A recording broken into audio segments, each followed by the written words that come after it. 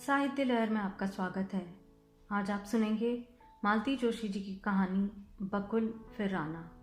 आइए कहानी सुनते हैं। अम्मा, बाहर कोई आया है। नकुल ने आकर सूचना दी तो उनका माथा सलवटों से भर गया।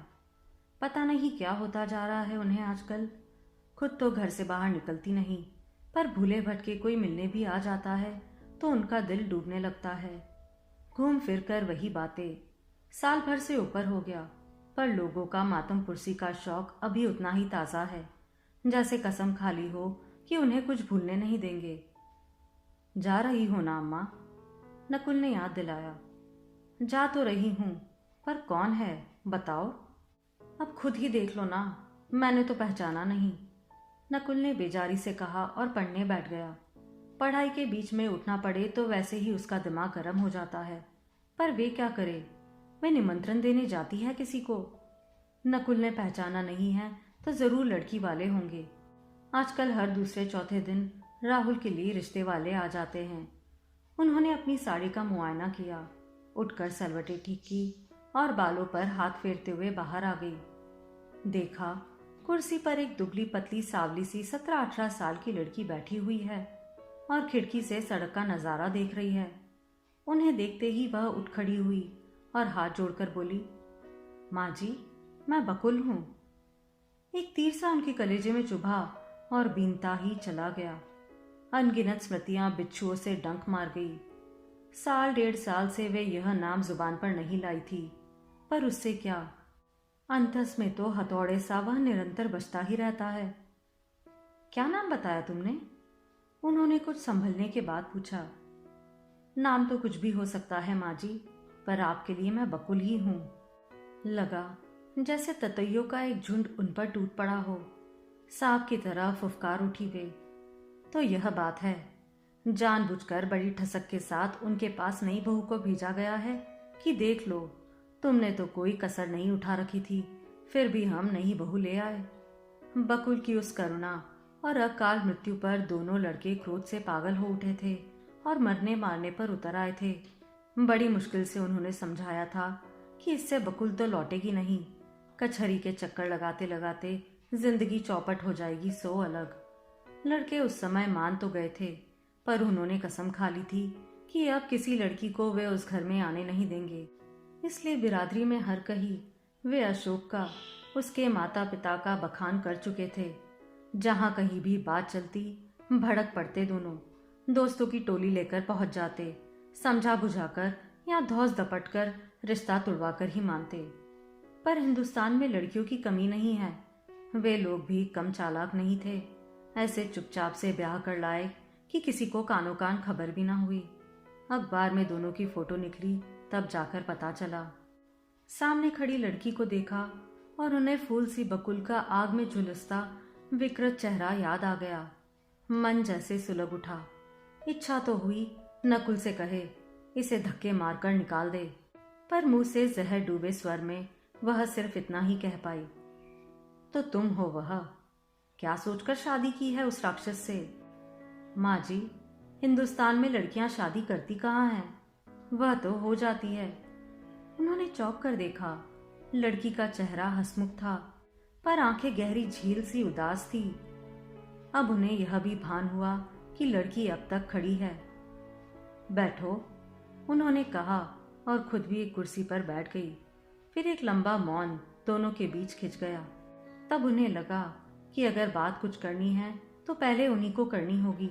लड़की तो बिल्कुल जरा सी है, शायद बकुल से भी छोटी।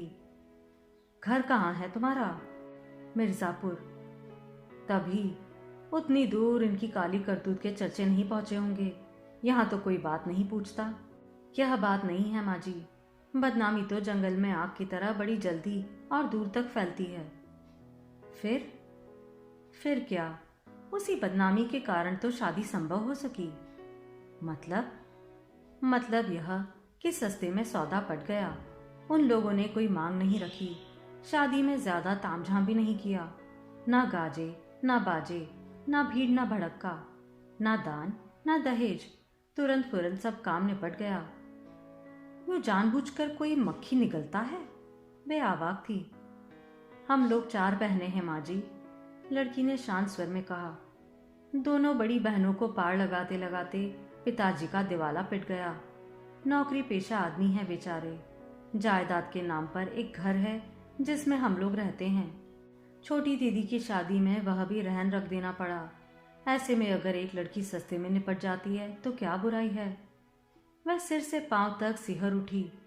10 तोला सोना और 15,000 नकद देने के बाद उनकी लड़की को नहीं बख्शा गया और इस दुबली पतली नाजुक सी लड़की को खाली हाथ भेज दिया है माँ बाप ने। इस पराए परदेश में उस पर जो बीतेगी उसको तो कोई देखने सुनने वाला भी नहीं। क्या सोचने लगी आप? बेटे, तुम्हारे माँ बाप ने यह अच्छा नहीं किया। तुम इन लोगों को अभी जानती नहीं हो। जानकर ही क्या हो जाएगा माँ जी, जो भाग्य में लिखा है होगा वही तो होगा। दान दहेज सुरक्षा की गारंटी तो नहीं दे सकते। ठीक तो कह रही है लड़की, दान दहेज सुरक्षा की गारंटी कहाँ दे पाते हैं। पता नहीं उन्हें क्या सूझी। उठी और बीच का दरवाज़ा बंद कर लिया। फिर जैसे सफाई देते हुए बोली, मैं तो बूढ़ी हूँ सो जब्त कर गई, पर बच्चे तुम्हें सहन नहीं कर पाएंगे। मुझे मालूम है, मैं तो दरअसल राखी के दिन ही आने वाली थी। सोचा मेरे रहते भाइयों की कलाई सूनी नहीं रहनी चाहिए, पर हिम्मत नहीं पड़ी। सोचा पहले माँ से मिलूंगी, माँ अपना लेंगी तो भैया लोग अपने आप माफ कर देंगे। नहीं नहीं, माफी किस बात की? तुम्हारा कोई कसूर थोड़ी ही है। यही तो मैं कहती हूँ, मेरा कसूर थोड़ी ही है। मुझसे क्यों नाराज रहेंगे आप लोग? उसके भोलेपन पर निहाल हो गई वे। धीरे से पूछा, यहाँ कैसे आई?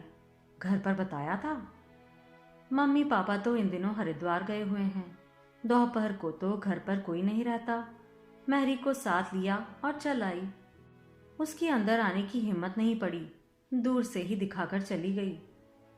तुम्हें डर नहीं लगा? डर कैसा? अपनी माँ के पास आने में डर कैसा? नाराज ही तो होती, उससे क्या फर्क पड़ता है। माँ की गालियां लगती थोड़ी ही है। गदगद हो आई वे। मुग्ध भाव से उसे देखती रह गई। घड़ी ने टन टन कर 4 बजाए और वह उठ खड़ी हुई। चलूंगी माँ जी, अब दफ्तर से लौटे इससे पहले घर पहुंचना है। अशोक से छुपकर आई हो? हाँ, आई तो छुपकर थी, पर अब बता दूंगी। यही मैं कहने वाली थी। महरी कुछ उल्टा सीधा कहे इससे पहले खुद ही बता देना। एकाएक वे इस भोली सी लड़की के लिए चिंतित हो उठी थी। 1 मिनट रुकना, उन्होंने कहा और दरवाजा धीरे से ढीलकर भीतर आ गई। नकुल ने सिर उठाकर देखा। कौन आया है मम्मी? बड़ी घुट घुट कर बातें हो रही है। मन हुआ कि बता दे, पर जब्त कर गई। इन लड़कों का कोई भरोसा थोड़ी ही है, जरा से में उबल पड़ते हैं। बेचारी जरा सी लड़की। यह तो गनीमत हुई कि राहुल घर पर नहीं है। वह तो नकुल जैसा सीधा साधा भी नहीं है, फौरन भाप लेता। उस दिन पेपर में फोटो निकली थी, उसने संभाल कर रखी हुई है। उसके दफ्तर से लौटने से पहले ये जा रही है, अच्छा ही है। वे बाहर आई तो लड़की ने पूछा, यह क्या है माँ जी? कुछ नहीं बेटा, थोड़ा सा शगुन है। पहली बार घर आई हो, मुझे माँ कहकर पुकारा है। खाली हाथ कैसे जाने दूँ? ना माँ जी, आज नहीं। आज तो सिर्फ आपका आशीर्वाद लूंगी। जिस दिन भैया लोगों को अपने हाथ से टीका करूंगी, उस दिन जो भी देंगे ले लूंगी, पर आज माफ करें। और वह एकदम पलट कर चल दी। वे घिसट कर दरवाजे तक आई, तब तक वह सीढ़ियां उतर चुकी थी। वहीं खड़ी होकर उन्होंने आवाज दी, फिर आना। वह पलटी और हंस दी। उसकी आंखों की कोर गीली थी, पर वह हंस रही थी। हे ईश्वर, यह सदा इसी तरह हंसती रहे, उन्होंने ठाकुर जी के सामने हाथ जोड़कर कहा। पर उनका जिद्दी मन वही दहरी पर खड़ा पुकार रहा था, बकुल फिर आना, फिर आना। आप सुन रहे थे मालती जोशी जी की कहानी बकुल फिर आना।